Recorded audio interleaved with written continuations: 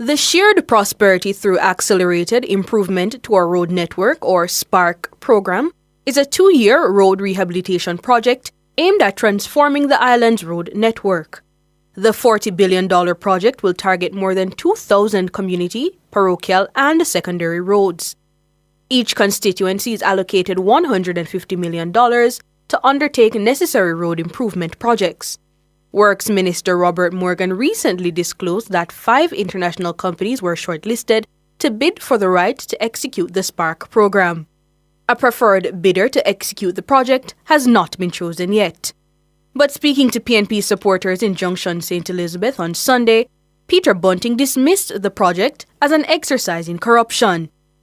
Invoking the powers of a prophet, Senator Bunting told his audience that the contractor for SPARK has already been chosen.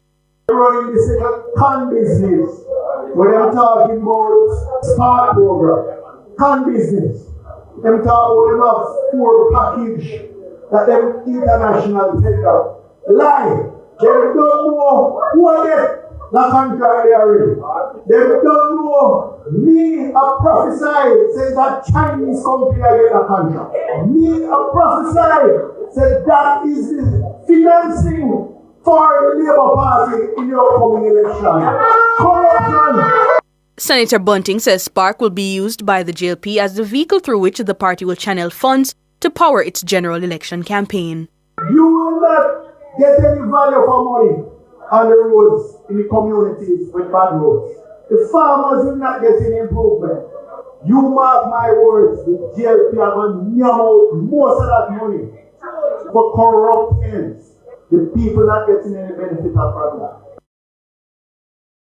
Bunting's comment regarding the Sparks program are unbecoming, disgraceful, and false. The program will be going to international tender and is above board. What he has alluded to is how the PNP used to use the programs over the years for their political gain. Bunting is really expressing a fear about this program, which will bring benefits to the Jamaican people. And I think he should be ashamed to speak about the state of the roads after the PNP promised us pothole-free by 2003. That was a hollow promise which was never fulfilled. And so I think Bunting's comment is another indicator of how the PNP are desperate.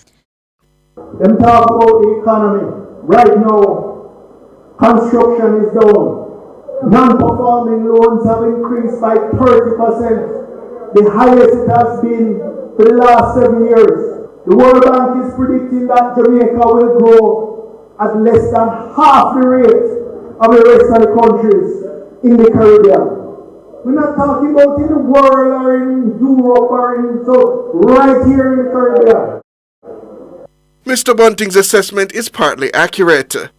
The World Bank projects that growth for the entire Caribbean in 2024 is projected at 7.1%. However, that figure is inflated by projections for Guyana, which has experienced a phenomenal economic turnaround on the back of its oil discovery in 2015. That country is anticipated to grow by over 30% in 2024. With Guyana removed from the assessment, average growth in the region narrows to 3.9%. Comparatively, Jamaica is projected to grow by 2%. According to Bunting, Jamaica's outlook for growth is only better than crisis-torn Haiti. All of the little islands, Barbados, St. Lucia, etc. Only because of the confusion and the situation in Haiti, why we might be not the worst. However, the 2% growth rate projected by Jamaica remains one of the highest over the last 20 years. Between 2005 and 2014, Jamaica's annual growth rate was 0.1%. It improved to 1.8% in 2016. However, it again took a beating due to the COVID-19 pandemic, contracting by nearly 10% in 2020. The country also experienced a rapid recovery in 2021 and 2022, recording growth of 4.6% and 5.2% respectively. This fell to 2.6% in 2023.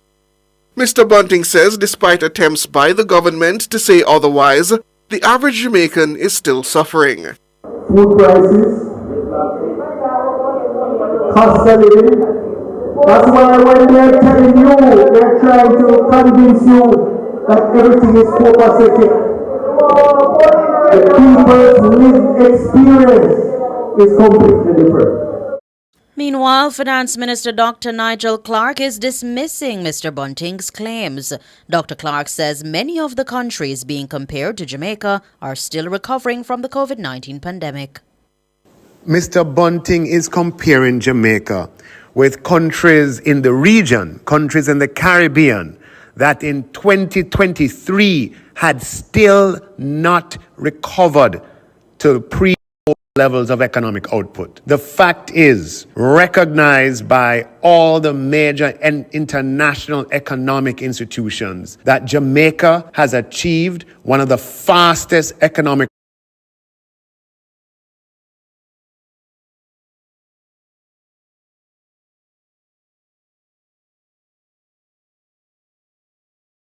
recoveries from the COVID-19 pandemic among countries in the region, and in particular among countries in the Caribbean. Dr. Clarke says those same countries also have very high unemployment rates. So some of those countries that he's comparing us with, they're still in their recovery phase from the pandemic with higher growth rates. Mr. Bunting is also comparing Jamaica with countries that have much higher unemployment rates. In Barbados, the unemployment rate is 8%, twice as high as Jamaica. In St. Lucia, the unemployment rate is 15%, which is almost 4 times the size of Jamaica's unemployment rate. I know all Jamaicans would rather 2% growth and 4% unemployment than 3% growth and 15% unemployment. The fact is that Jamaica's macroeconomic position is the strongest it has been in over the last 50 years. Dr. Nigel Clarke, Minister of Finance and the Public Service.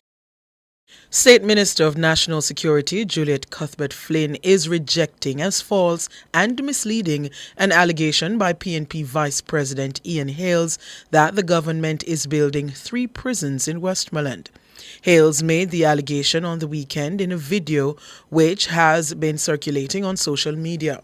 But Minister Cuthbert Flynn says the truth is that a police divisional headquarters and 2 police stations will be built as the government intensifies its investment in securing Jamaicans. More in this report from Shalois Michael. This is Ian Hales blasting the government for building 3 new prisons in what he says is the latest example of the Holness administration's misplaced priorities. The Land Dialogue Cultural Center is now being replaced by a prison. The Land Dialogue Cultural Center, where all the cultural activity takes place in the parish of Westmoreland, is now replaced by a prison. Also in Frome, we're building one of the largest prisons also to house criminals. And no further down the road in Little London, the Little London area, there's also a new police station that is being built. So there's 3 prisons that is being built in the parish of Westmoreland. 1 here at the Cultural Centre, 1 in Frome, and 1 in Little London. In a statement this afternoon, State Minister Juliet Cuthbert Flynn said the claims are false.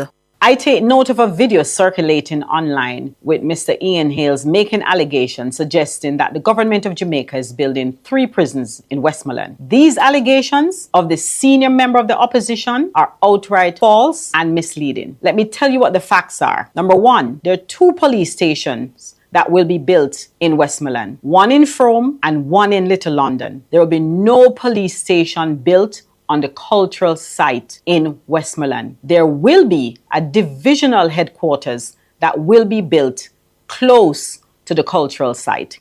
Minister Cuthbert Flynn says the government will not be distracted from its mission to give the police the best working conditions to continue protecting Jamaicans.